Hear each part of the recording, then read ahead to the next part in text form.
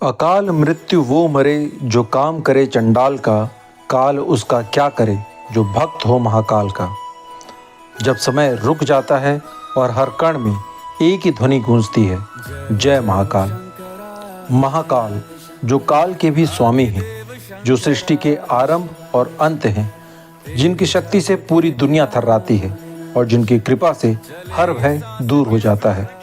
आज हम आपको उस दिव्य यात्रा पर लेकर चलेंगे जहां हर सांस में जय श्री महाकाल का जाप होता है और कण कण में महाकाल का वास है। जय श्री महाकाल दोस्तों, मेरा नाम है विकास और आप देख रहे हैं let's talk about. And today we are going to talk about Shri Mahakaleshwar Jyotirlinga Ujjain. दोस्तों, इस महीने मुझे परिवार के साथ उज्जैन जाकर श्री महाकालेश्वर ज्योतिर्लिंग के दर्शन करने का सौभाग्य प्राप्त हुआ। यदि आप महादेव के भक्त हैं तो आप जानते ही होंगे कि महादेव स्वयं लिंग रूप में 12 स्थानों पर भक्तों को ज्योतिर्लिंग के नाम पर दर्शन देते हैं। आज की वीडियो में मैं आपको बताऊंगा कि अगर आप उज्जैन और फिर 146 किलोमीटर दूर ओंकारेश्वर ज्योतिर्लिंग के दर्शन करना चाहते हैं तो आप वहां कैसे पहुंच सकते हैं और कैसे आसानी से दर्शन कर सकते हैं। दोस्तों, उज्जैन पहुंचने के लिए आप ट्रेन, बस या फ्लाइट किसी भी जरिए पहुंच सकते हैं। भारत के सभी बड़े शहरों से उज्जैन के लिए ट्रेन या बस की कनेक्टिविटी है और अगर आप फ्लाइट से आना चाहें तो नियरेस्ट एयरपोर्ट इंदौर में है, जहां से आपको बस या टैक्सी लेकर 60 किलोमीटर दूर उज्जैन आना होगा। उज्जैन में रेलवे स्टेशन पर उतरते ही बाहर आपको ऑटो मिल जाएगी जो 20 रुपये सवारी पर ये आपको 1 किलोमीटर दूर श्री महाकालेश्वर मंदिर तक ले आएंगे। यदि आप ऑटो बुक करके भी आते हैं तो 100 से 150 रुपये से ज़्यादा नहीं लगेंगे। मंदिर के आसपास बहुत से होटल हैं, ज़्यादातर बजट होटल हैं। यहाँ आपको 1000 से लेकर 1500 रुपये में एसी रूम आसानी से मिल जाएंगे। यदि आप अकेले या बॉयज़ ग्रुप में उज्जैन आ रहे हैं तो आपको होटल और भी सस्ते रेट पे मिल सकते हैं। आप चाहें तो इन्हें साथ में देखकर ही बुक करें, लेकिन अगर आप परिवार के साथ आते हैं तो मैं आपको सलाह दूंगा कि आप होटल एडवांस में बुक करके आएँ। होटल पहुँचकर थोड़ा आराम करके आप नहाकर मंदिर जाने के लिए रेडी हो जाएं। मंदिर में ऑफ सीजन में ज़्यादा भीड़ नहीं रहती। अगर आप सुबह 8 से 12 के बीच मंदिर जाएं तो थोड़ी भीड़ जरूर मिलेगी। ऐसे में आप गेट नंबर 1 के पास, जो भारत माता मंदिर के पास स्थित है, वहां से शीघ्र दर्शन टिकट ले सकते हैं, जो आपको 250 रुपये प्रति व्यक्ति पड़ेगा। इससे आप लंबी लाइन से बच जाएंगे। सामान्यतः आधे घंटे में आपके दर्शन हो जाएंगे, लेकिन अगर आप दोपहर बाद दर्शन करने जाते हैं तो 2 से 4 के बीच मंदिर में भीड़ काफ़ी कम हो जाती है। इस समय मैं आपको सलाह दूंगा कि आपको शीघ्र दर्शन टिकट नहीं लेना चाहिए। सामान्य दर्शन लाइन में जाइए, इसमें भी आप आधे घंटे में दर्शन कर लेंगे। हमने भी महाकाल में 2 बार महादेव के दर्शन किए, सुबह 9 बजे शीघ्र दर्शन के साथ और दोपहर 4 बजे सामान्य लाइन में। दर्शन आसानी से हो जाते हैं। इस तरह आप महाकाल के दर्शन करीब 40 से 50 फीट की दूरी से करते हैं। आपका चढ़ाया हुआ फूल और प्रसाद महाकाल तक नहीं जाता। 40-50 फीट दूर बैठे पंडित जी उसे अपने पास एक टोकरी में जमा कर लेते हैं। अगर आप महाकाल के दर्शन पास से करना चाहते हैं तो मंदिर के अंदर ही 1500 रुपये प्रति व्यक्ति की रसीद कटवा कर आप नंदी महाराज के पीछे बैठकर महाकाल से 10 से 15 फीट की दूरी से उनके दर्शन कर सकते हैं। यहाँ से आपका फूल प्रसाद पंडित जी महाकाल को चढ़ाते हैं। आपको गर्भगृह के अंदर जाने की परमिशन नहीं होगी। यकीन मानिए, महाकाल के दर्शन अलौकिक हैं।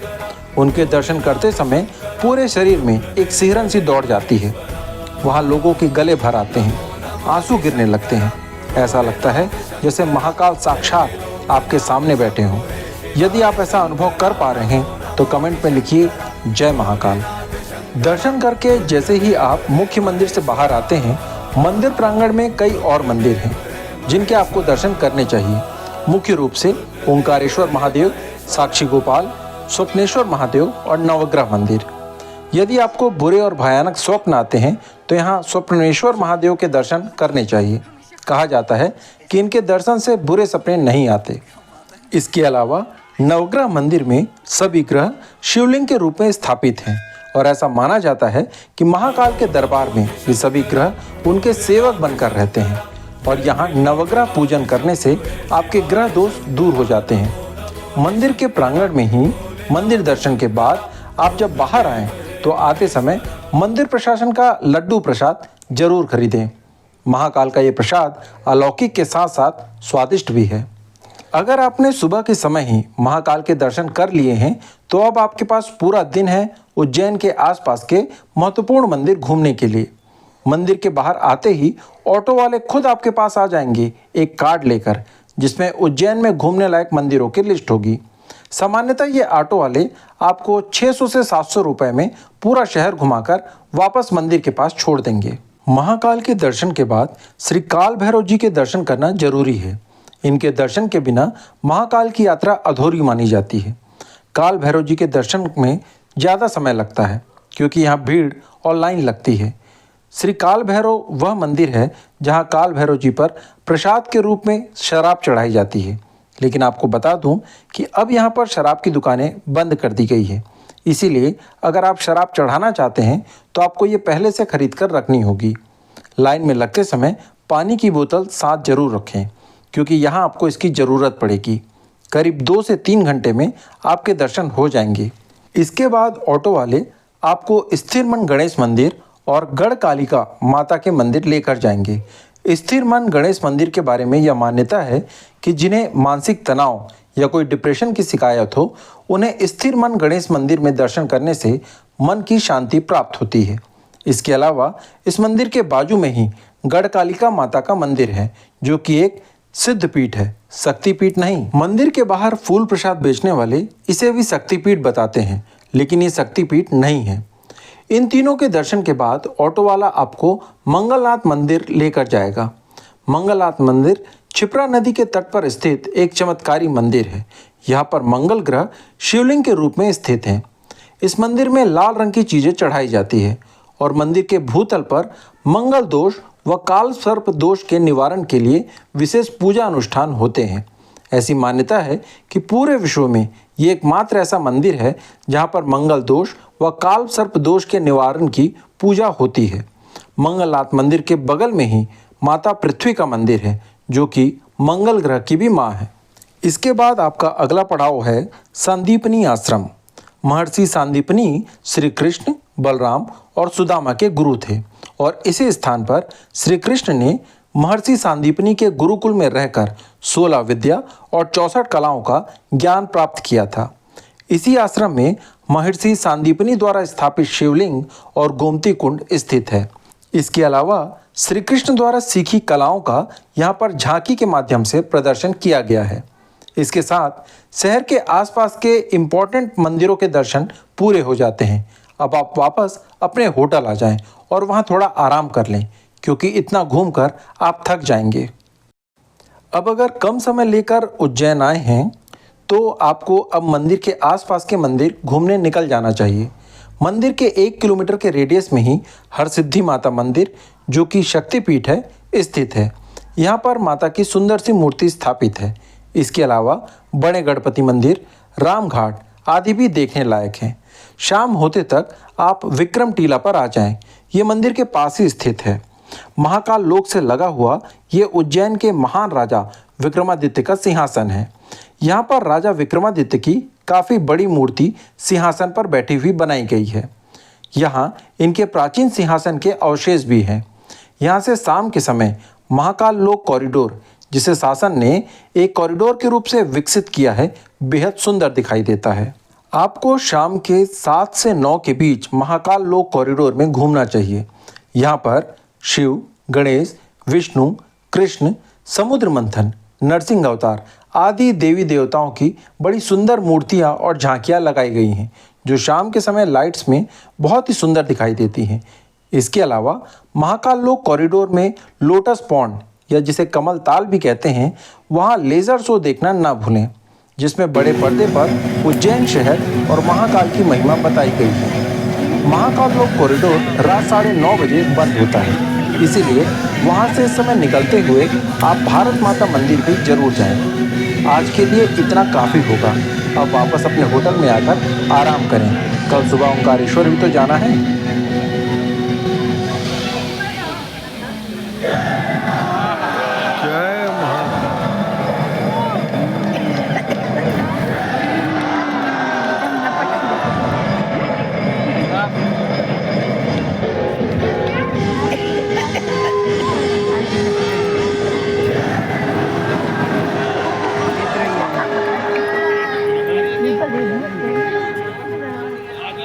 उज्जैन से 146 किलोमीटर दूर एक और ज्योतिर्लिंग स्थित है जिसे श्री ओंकारेश्वर कहा जाता है।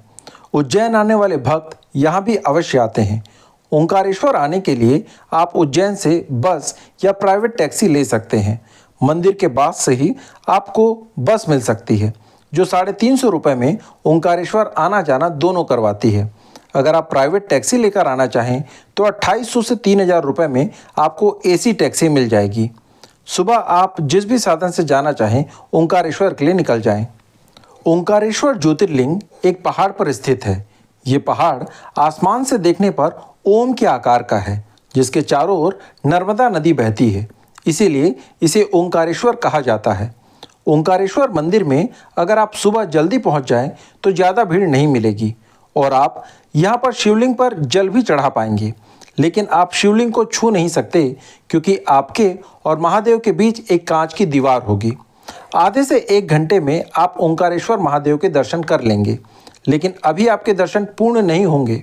ओंकारेश्वर मंदिर से निकलकर आपको नदी के दूसरी तरफ आना होगा जहां ममलेश्वर महादेव का मंदिर है। इनके दर्शन करने के बाद ही ओंकारेश्वर ज्योतिर्लिंग के दर्शन पूरे माने जाते हैं।